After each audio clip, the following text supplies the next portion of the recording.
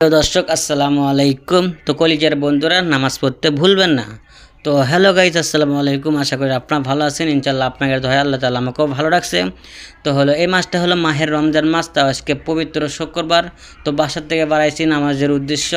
তো রাস্তা দেখতেছি অনেক জাম। এটা আমাদের গোবিন্দগঞ্জের রাস্তা, তো একটু ভাঙ্গা রাস্তা, ঠিক করতেছে। ইনশাল্লাহ ঠিক হবে, দোয়া করেন।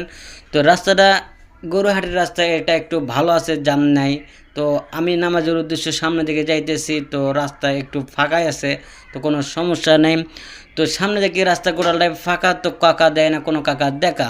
তো ভাই আমার এই ফার্স্ট পেজটা সবাই ফলো করবেন। তো আমার পেজের নাম মোহাম্মদ নাহিদ হাসান নীরব এসকে। তো নীরব এসকে দিলেই অবশ্যই আমার পেজটা চলে আসবে। হ্যাঁ, আমি যে মসজিদে নামাজ পড়বো সেই মসজিদটা আমার সামনে এসেছে।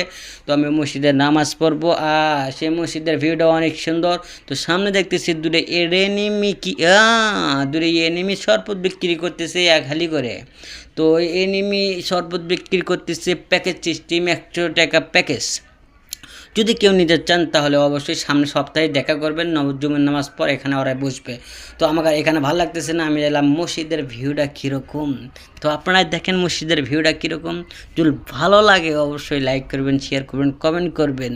তো আমার কাছে তো ভালো লাগতেছে, কারণ আমি অনেক দিন পর এলাম মসজিদের, এই মসজিদ বড় মসজিদে।